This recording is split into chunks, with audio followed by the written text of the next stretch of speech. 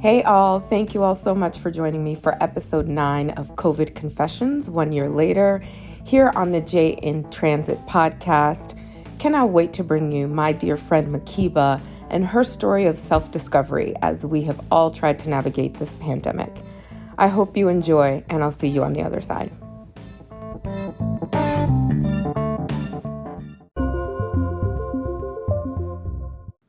Hey Makeba, how are you? I'm good. And you? I am good, girl. Thank you so much for joining me tonight. As no, my pleasure. My pleasure. So, how's your summer been first off? Because I know it's summer two of being on the inside. Yes.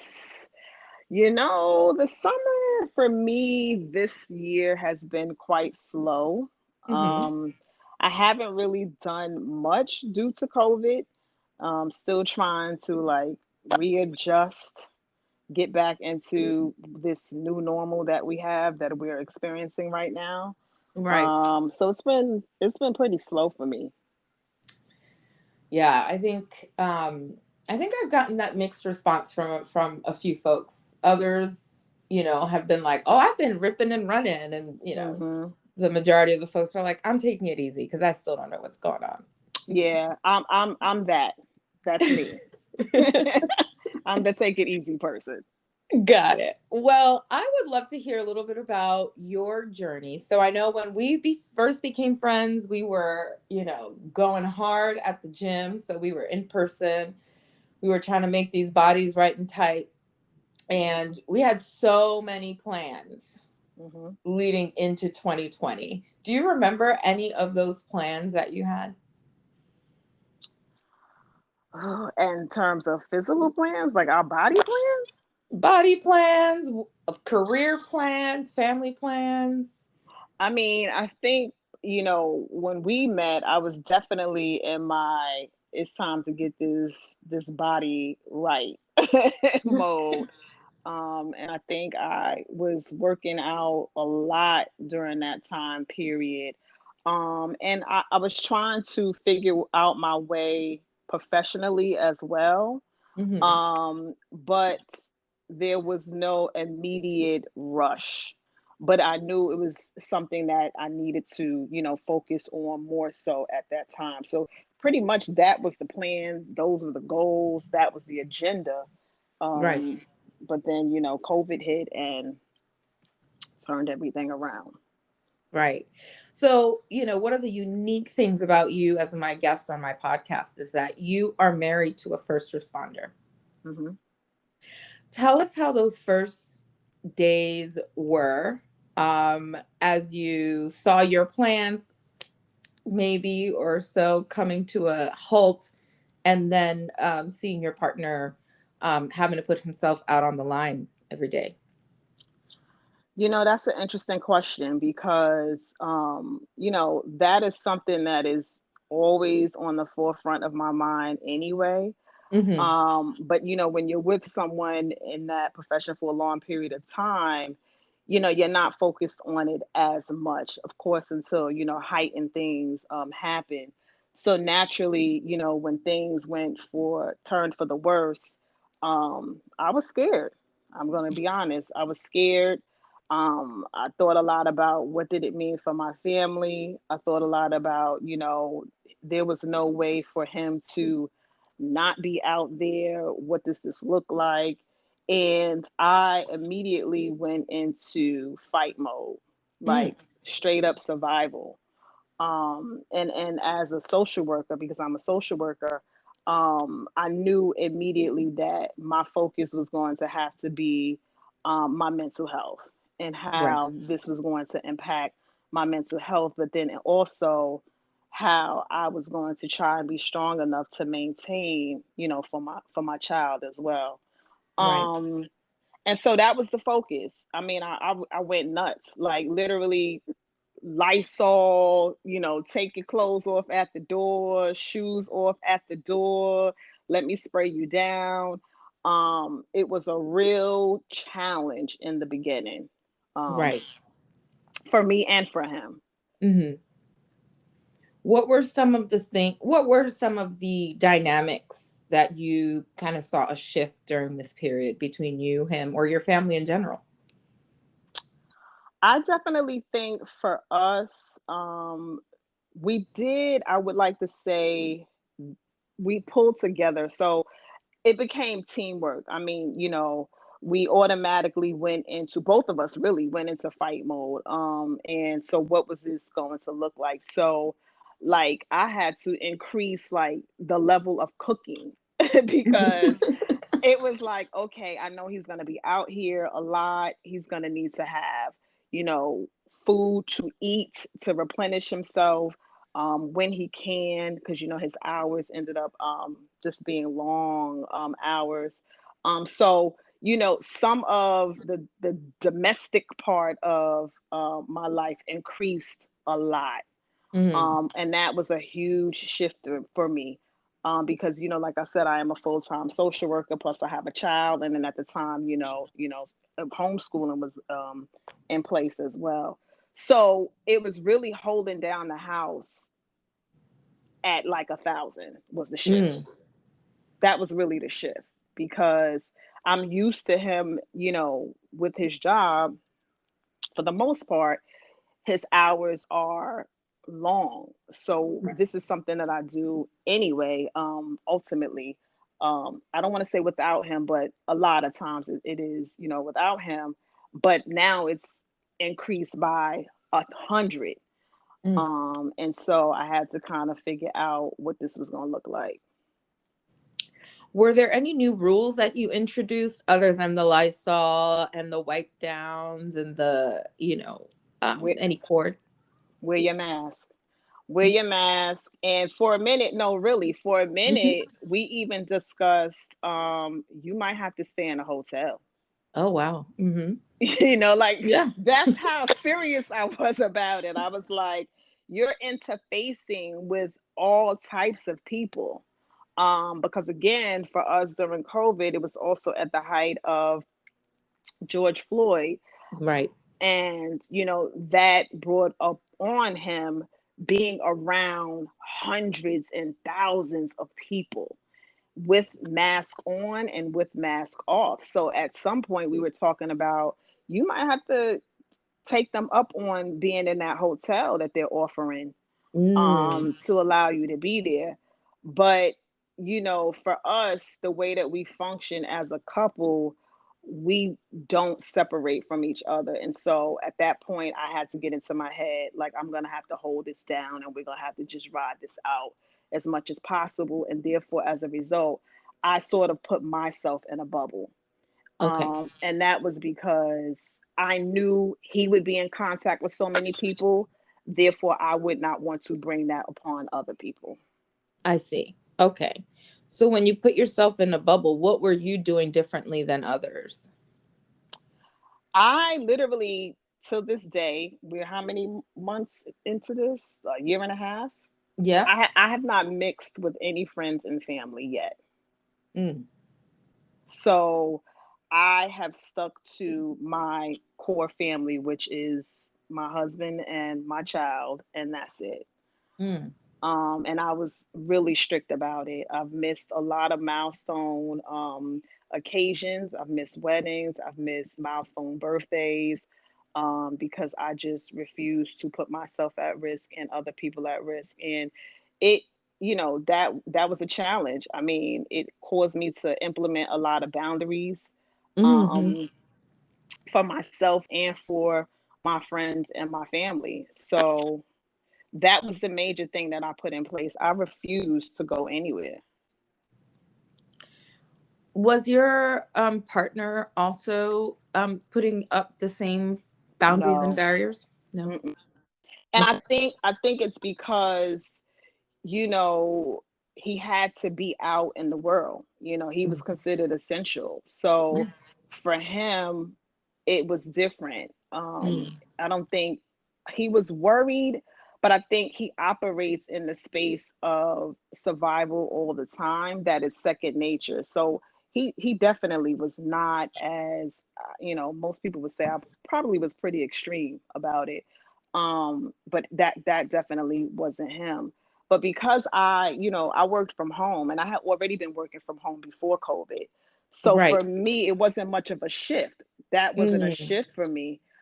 It was easy for me to just say, all right, I'm gonna stay home, do work, do this homeschool thing. Okay, I might have to, not go to brunch and birthdays. I can do this.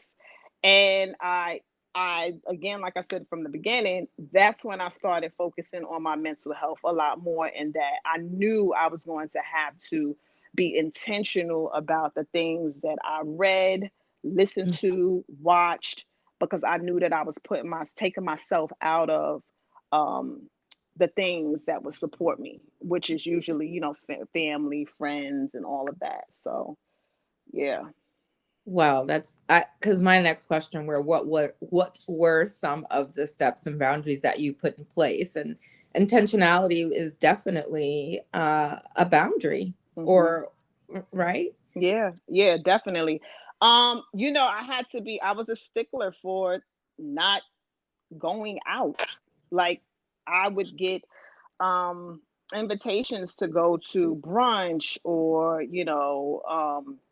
let's go for a walk. Friends will call me and say, listen, we worry, girl. You have not been out. Matter of fact, to take you to the beginning, when we first went on lockdown, we went on lockdown in March. I Yes. did not leave my house for the first 70 days. Wow. I never left. I didn't go to the grocery store. I didn't go, you know, I never left. And so my friends, they were like, come on now, like, let's just go for a walk. And I literally was like, no, I'm not doing it. I'm not, the information that's out here with COVID is too much of a risk. I don't want to put you at risk. Like I said, with my husband being out here, I just don't want to do it. And I also kept my child in mind as well, because if I get it, the other thing too, that was I guess the driving force behind that was, what will happen if I get sick? Hmm. Who's going to take care of her? So that was part of the extreme, I guess, agenda or go or plan, because I knew if I get knocked down, what is this going to look like? Especially with at that time, at the height of it, the way in which they were saying that the symptoms were affecting people, and I always felt like, I don't know if that's going to be me.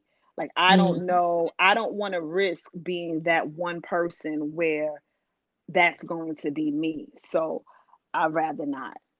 Right. And I really just honed in on, I then used the opportunity to work on myself, and that became the focus.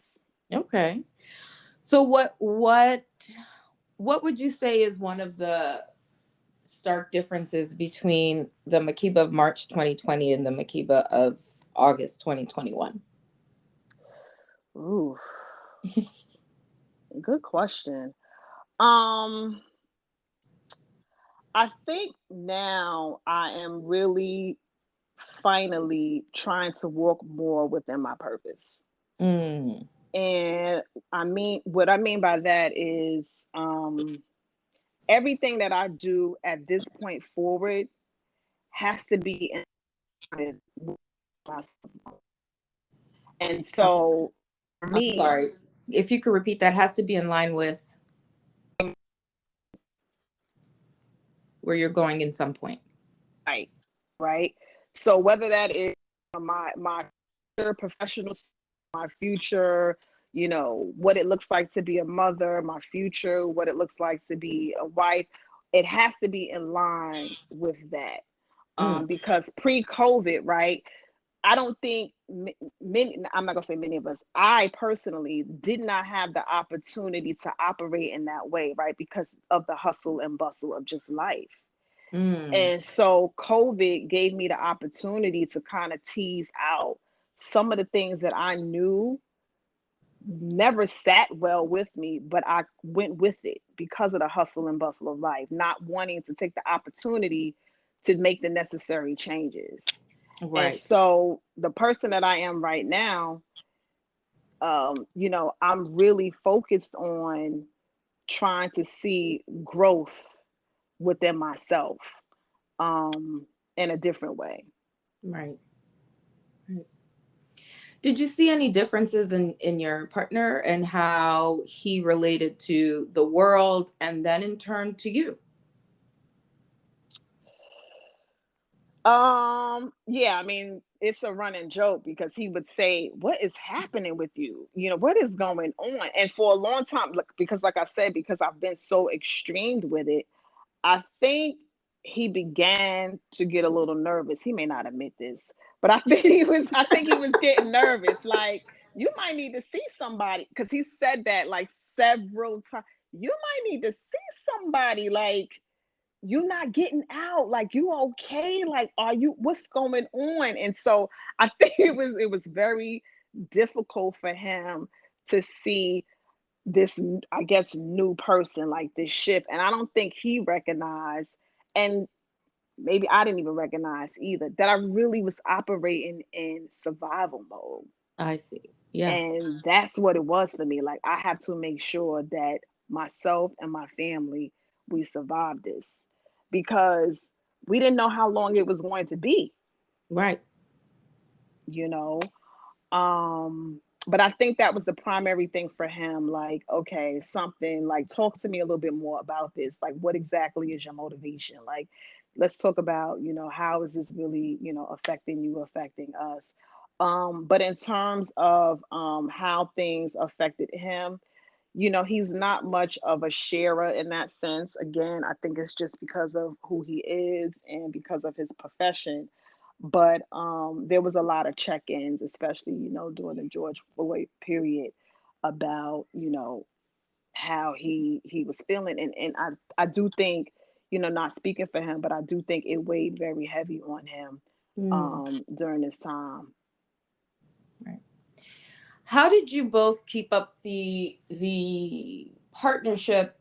Because I don't want to call it a front, but the partnership for your daughter. Like, what were there conversations about how you were gonna be together, how you were gonna argue, how you were gonna, disagree in front of her, knowing that he was your only outlet aside from her?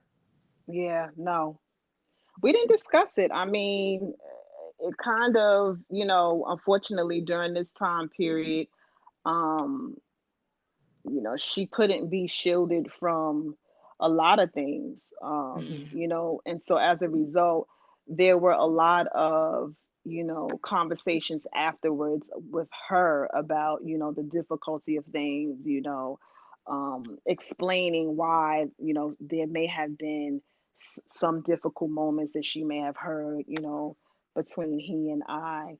It Hmm. was a lot of that, but I mean, literally, it was really hard to do that with COVID.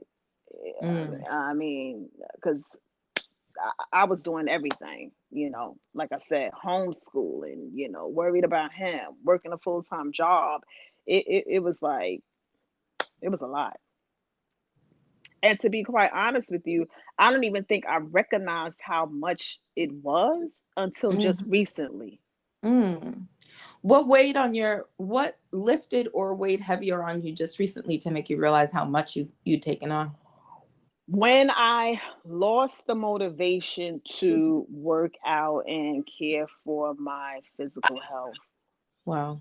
that's when I realized, because, I mean, Yes. working out is my thing. Like, that's how you and I connected. Like, that was my thing. Like, you know what? We gonna move this weight around. And at, Yes. it got to a point, I didn't want to do it no more. I didn't want to do it no more. I know for a fact I was emotionally eating. You know, from working out, 3 times a day, went to 2 times a day, went to 1 time a day, went to nothing for weeks. Mm. And the epiphany though was when, and this just happened just recently, was, when my husband, took my child out the house while I was working. And that's the first time that I had peace and quiet in this whole year and a half. Oh my. And it dawned on me, oh, wow, that's it. That's what it is. That's what I'm feeling right now. I'm feeling the COVID fatigue. I'm feeling, when many people may have felt COVID fatigue in the beginning stages, because I was in survival mode so much, I didn't realize that I was burning myself out.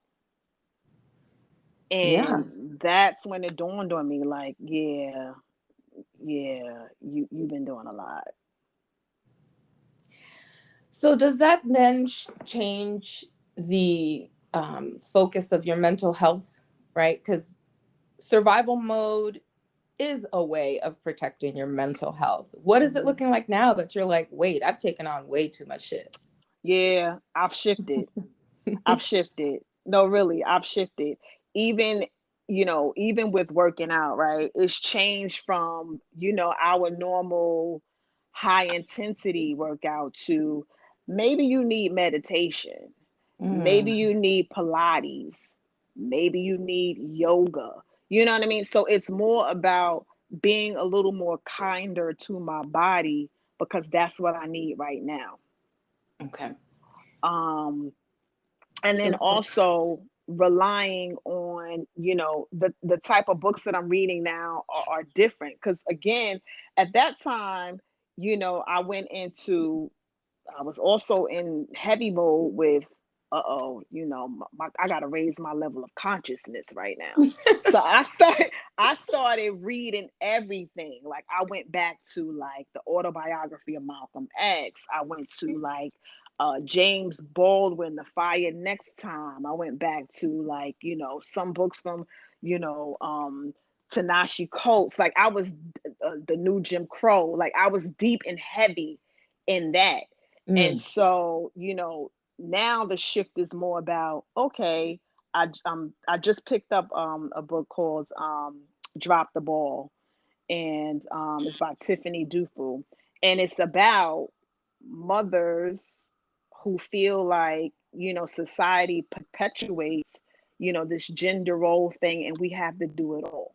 mm, And what does it look like if you can't do it all? So now I'm shifting the mindset and trying to now figure out, like, okay, COVID is still here, it's not going anywhere, so what's the new adjustment?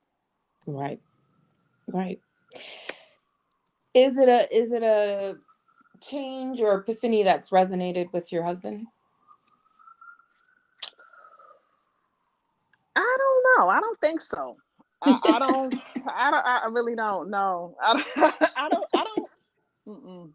I don't think so. I mean, because I think for him, he's still operating in the same mode.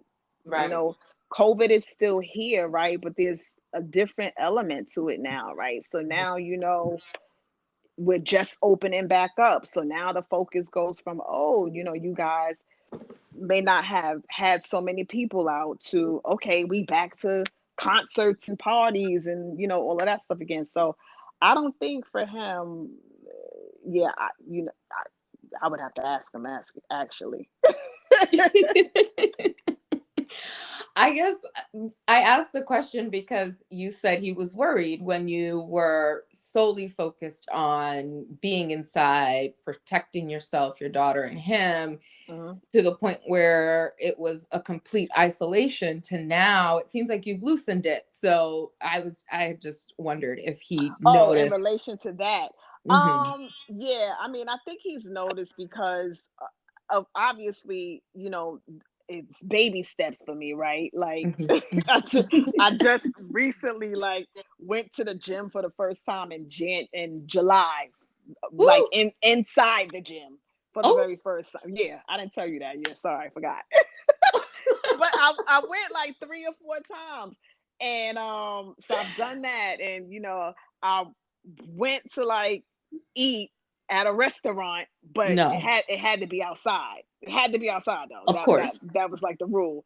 So I've done that. So I made some baby steps here and there. So for him, it's like, okay, okay, she coming around now.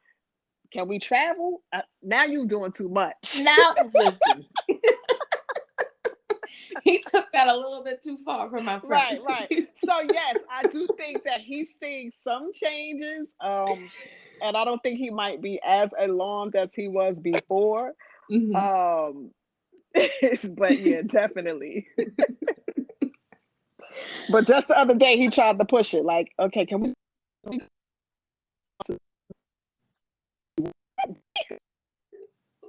Wait, you're gonna have to repeat that because it seemed like we went in out. So you say he tried to push it a little bit too far and was like, "What?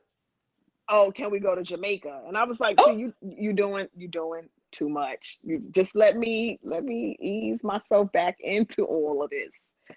But yeah. So yeah, I'm doing a little bit more than I did in the early part of all of this. so we didn't touch on this, and I just wanted to take a little bit of a step back. You were, you had been working from home before, and it was social work, so it was taking care of other people's mental health. Mm. Were there some rough patches that you went through as you tried to take care of yourself and your own and other people? Um, I'm sure there were. Um, can I identify what it was? Probably not. Hmm. And the reason why I say that is because I consumed myself with, literally, and you know this, at one point in all of it, I worked out 3 times a day and did that for like 6, 7 months straight. I know. Um, and it was crazy. When I think about it now, I'm like, how did I do that?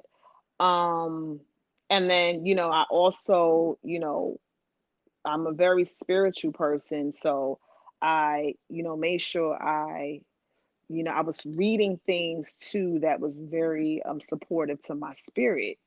So I don't think I was able to identify it then, Right.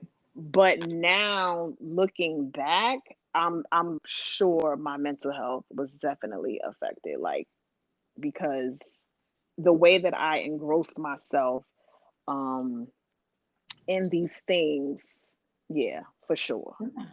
Yeah. I remember when when we first started, I started on these doing these lives talking about how we're going to be productive and how to make the best of this. And it's almost like, how silly were you? Like, how productive can we be when the only thing we want to do is live? Yeah, and you mean during COVID? Yeah. Yeah. You know what's so funny though? As soon as, COVID hit, I immediately said to myself, I'm not setting lofty goals. I immediately Mm, knew that. I immediately knew that this was something that was serious. mm, And I intentionally did not set professional goals, motherhood goals, any of those things. And I intentionally kept telling myself over and over to be as flexible as possible, right. because you don't know what this is going to be. Like, I purposely did not set a single goal. Like, I knew from the beginning that wasn't going to work for me. Like, I wasn't going to try to clean out my house or clean out my closet. Like, I wasn't going to try to do all of that. I wasn't going to try to, take no exam, write no book. Like, I was like, I'm not I'm You didn't not want to doing start no podcast. no podcast, no IG live, no nothing. I was like, because I knew I was gonna have to figure out how to function just for my kid, working from home and teaching her Yeah, every day. let's talk a little bit about that. How did your I know just a little bit. I got How a woo style on that. Woo style. ma'am, because you were already an involved partner and parent Mm-hmm. to your princess's education and development. Mm-hmm. Tell us a little bit about some of the things you had to do to make sure that she didn't fall off the track. That probably was my biggest challenge. And I say that because, as involved as I am, I still maintain my involvement. Mhm. And the first, I want to say, probably 3, 4 months were very difficult for her and I, because I am somewhat of a type A perfectionist person, right? Right. Well, that's a I whole mean, nother we're, probably we're friends podcast. for a reason. Yeah. That's probably a whole nother podcast. And what it did with her being home, what it did for me though was show me how she possibly presented herself in school, right? Oh. And so that became my focus. Like, wait a minute, you sliding down in the seat? Ooh.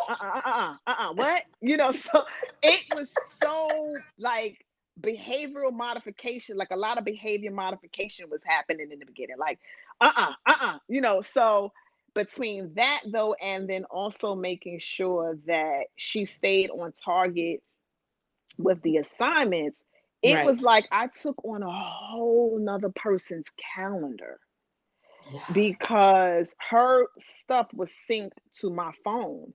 So Oh, wow. I would get every class assignment, every project, every you got to do this, everything was there, and things were building up, they were turning red, they were overdue. And you know, I was in the beginning, I was trying to make sure everything was turned in on the day that they said they wanted it turned in.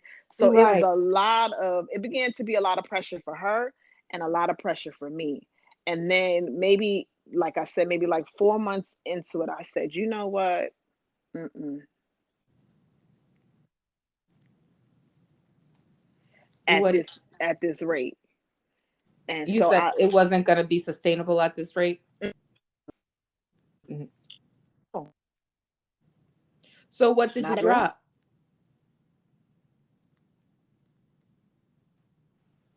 I let Hello? go the control. Wait, we have to start that one again. What did you end up dropping? Control. Dro? Did you hear me? No. Okay, Okay. let's pause one So more time. Go ahead. I let go of my perfectionism. Mm. And what I mean by that is I stopped focusing on the due dates, and I started paying more attention to what she actually needed. Oh, wow. And she didn't need my perfectionism. She actually really need the nurturing and the understanding. Like, I don't got it, I'm not getting it, I need you to help me understand this, you know.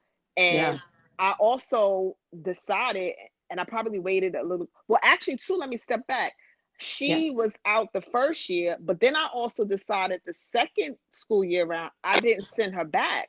So literally, I've been homeschooling her for 2 school years, 2 school terms. And So that's, oh, because they did have a comeback at some, oh, you're right. yeah, Yes, yep, yes, yes, yes, yes. yep. And so We're I'm about to one of go those, into a third school term. right. So I'm Got one it. of those parents who didn't send her back and kept her Right. fully remote, even though Right. there was that hybrid option that you can take. I Right. didn't choose that option. Right. So I had to also learn, you got to outsource some of this Mm. to a tutor. I was like, nights a week, I need someone to help her with her homework. And Wow. Wait, we got to do that one again. 2 nights a week? I had a tutor Right. help her with her homework. Right. And I had to really be okay with that, Hmm. because for me, like I said, I'm pretty hands on. But I Yes. had to really be like, you can't do it. Like, it's no way for you, you know, because she's also, you know, she went up in grades. So now she's reading a lot more. And I was thinking, I can't read your whole chapters and test you on this. And like, it's too much. And It's, work, yeah. it's Yeah. no way. Right. Um, so that was part of the adjustment. Like, the tutor would work with her for an hour. They would get through, you know, the challenges stuff. I would email the tutor, let her know, you know, what was due for that day that I knew that she needed assistance with. She would walk through it. They would do it on Zoom. Um, she would share her screen, they would work it out, and that became helpful. That's awesome. How are you and her now? And is she going back in the fall? Yeah, they have to go back. Oh, it's It's a have to. Okay. Yeah, they have to. It's required now. So she'll be going back in the fall. Um, we're good now. I mean, she just finished a summer. I did enroll her in a summer program that was Oh, online as well. Um, okay. and and it was half academics, and the other half was a little more of a social piece. And she misses it. It just ended last Thursday. Um, but because it wasn't as structured as a normal school year, she enjoyed it. Oh, good. So, But also, it won't be so unfamiliar when she's back at it full time. right, and that's why I enrolled her in it for the summer. Mm. Um, but we'll see. So, what's next for you? How's it looking for you now that you basically have a little bit more of your space back with her being back in school full time? What were some of the adjustments you're making for you? Well, as of September, she'll be back in school. And for me, right, so now it's a shift, right? Because I'm no longer in that fight survival mode. Yep. I recognize that this is what it is. COVID is here. We don't know how long it's going to be. We're going to have to wear a mask if that's what we're choosing to do, on an individual level. Yeah. Um, and now it's that planning phase, right? Now it's Hmm. the okay, let's get back to those 2020 goals that you had, professionally.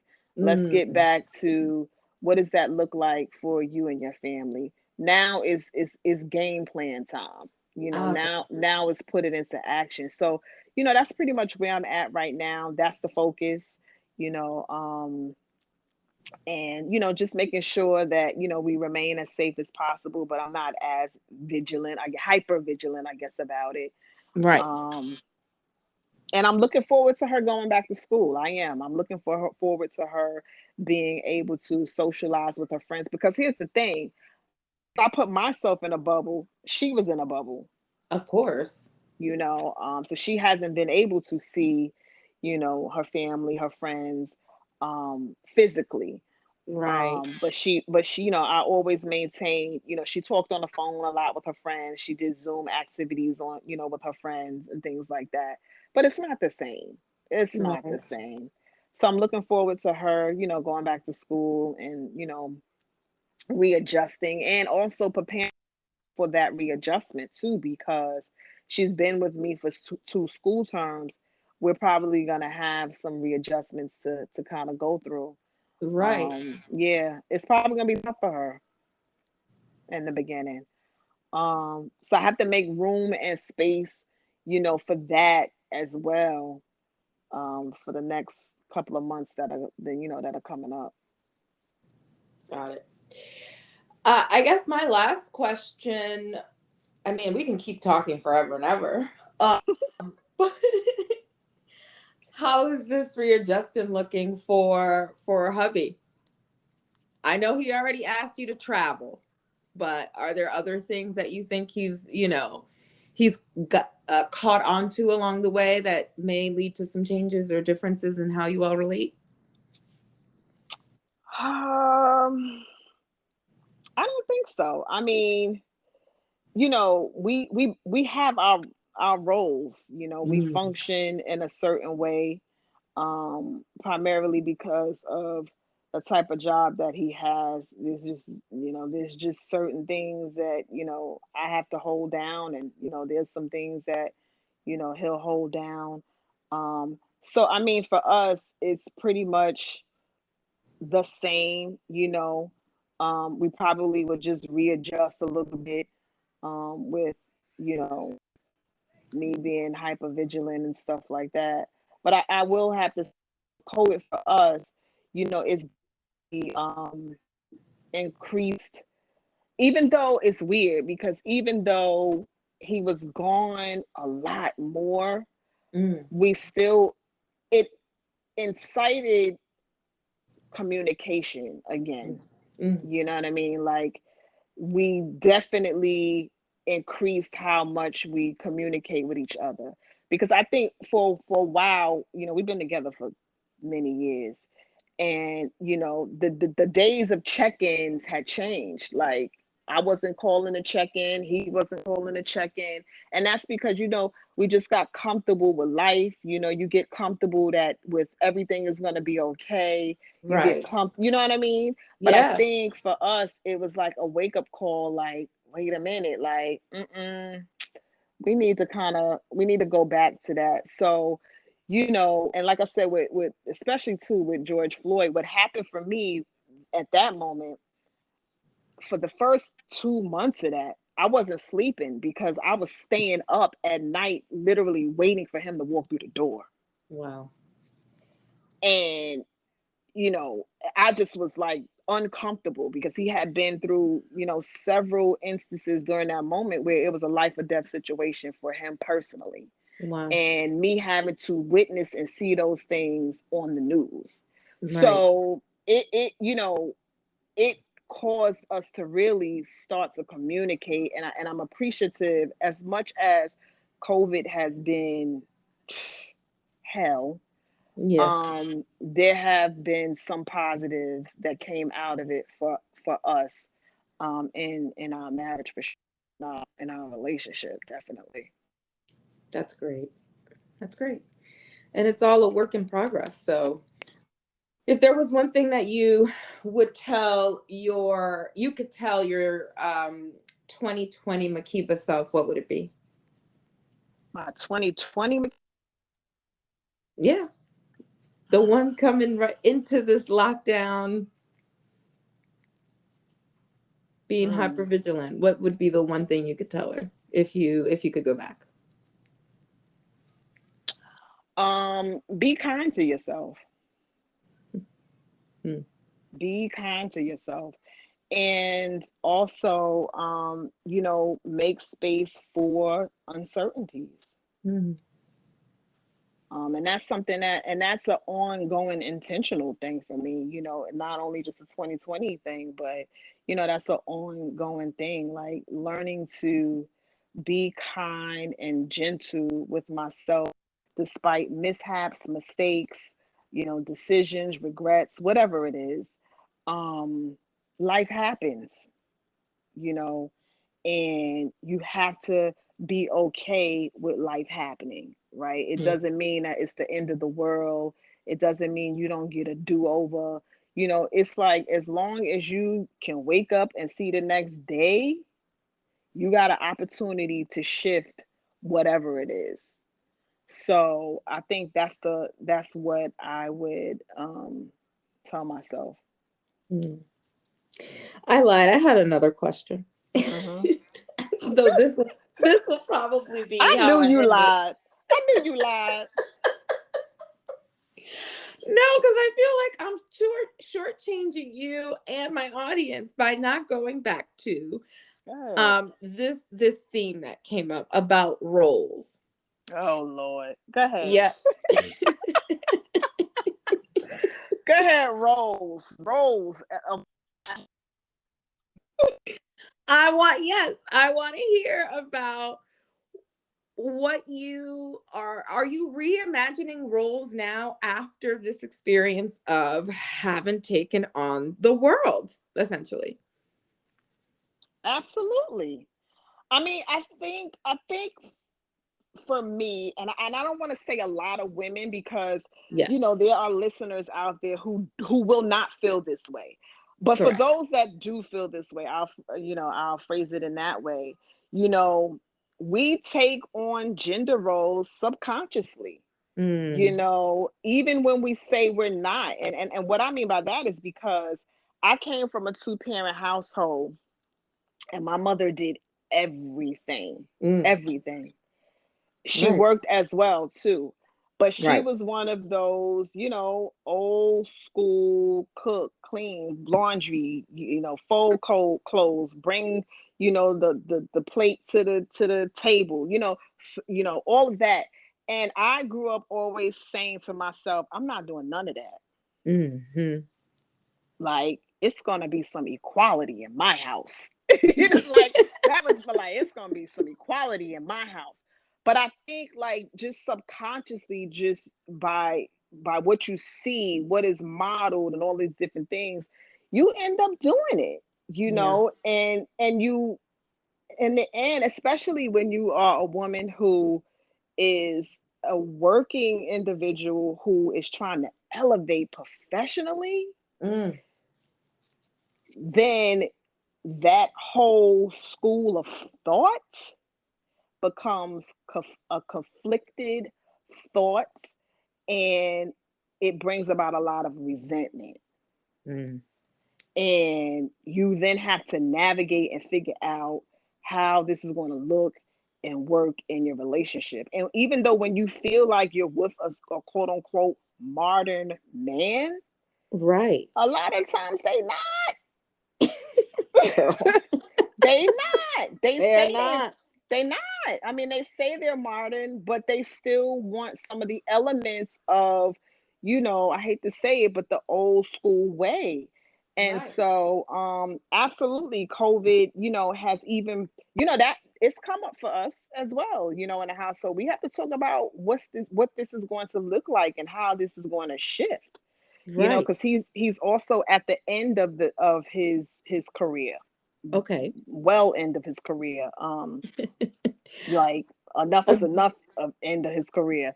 Um, but and so Uh, now it's like I finally will have the opportunity to focus on me and my career. mhm. But there was a level of sacrifice. Right. And it's definitely has been a lot of conversation actually for us during COVID. So has the shift started now on reimagining those roles? Yeah, Mm. yeah, it has. I'm trying to get him to get out. He gonna hate that I say that, but call me. What's her name? Tabitha Brown. Have you heard about that whole thing where Yes, she girl. retired? That's me. Okay, that's me. I'm trying to get him out. Like it's time. So he gonna hate me. Ooh. But yeah, no, seriously. So that's like, but I get it. Like it is who he is. He's been in law enforcement over 20 years, to be 29 years actually, at the end of this month. And it is who he is, and he loves the job. He loves, representing, you know, our community. He loves being, the first person that, we will see on the scene. This Mm. is he loves it. And Yeah. it's, a lot of times he comes home and he's, upset about the unfortunate situations that do happen to many of us, black and brown people. And so he's just not ready to go, but it's I, I think it's time. And so, we are talking about what it's going to look like when, he decides to retire. Right. Right. Are you ready for him to flip it and reflect Makeba in doing all that she can to quote unquote survive? Because that he may very well have that reaction Reaction about what exactly? What do you mean? about, he's getting used to a new normal. So he, if we do get the opportunity of him retiring soon, he's gonna have to readjust, and that readjustment may show up in different forms. So are you ready for what those different forms may be? I don't think you could ever prepare. Right. That's fair. You just have to go through the motion. And I think that the takeaway is, as long as you are doing what you feel you're called to do, you have to Mm-hmm. follow that. Mm-hmm. And your mate has to be willing to support that. Right. And even if they're not 100% on board, the conversation then has to be, but how can we make this, how can we compromise? Like, Mhm. what will it look like? Because you're not going to always be 100% on board with everything, with every shift, with every, movement. But Right. as individuals, you still have individual needs, you still have individual wants, Right. although it's Right. a unit, there's no way to not grow. Yeah. So I guess in a nutshell, what I'm saying is he has to get on board. Like, but yeah, like he may be ready, he may not. I don't know. We'll see. But and I guess on the flip side, you'll be ready to support what that transition looks like for him. I have to. Hmm. You have Like, experience with it. yeah, I have to Yeah. in some ways. But I Yeah. do recognize that though this will be, it will definitely be a shift for both of us, right? Because I Mhm. mean, I was to now you home every day. And I don't think people realize too, like you get used to the time apart, and then when it's the time together, okay, this is a readjustment because it's a Yeah. readjustment in how the house operates to a certain extent, right? Right. In terms of, you know, disciplining who, my daughter goes to for this, who she goes to for that. So yeah, it's a whole lot of dynamics that definitely will come into play. That's great. That's great. Okay, this really is my last question. What are you most excited for?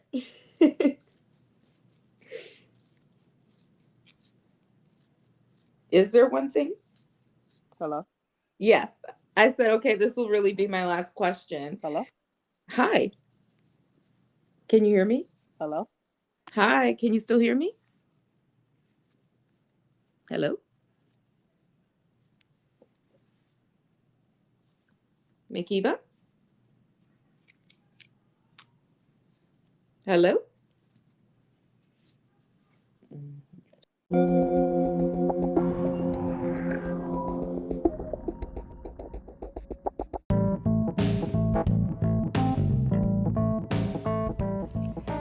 Makeba, thank you so much for sharing, for your vulnerability, for your transparency. I think this is one of my favorite episodes of all time. And I can't wait to have you back. Thank you all so much for joining me on another episode of Jane Transit. If you are not following me on Instagram, I am J in Transit on IG. And you can find this podcast on all streaming platforms. Make sure to rate me at the end of this episode. Thank you all so much and see you next time.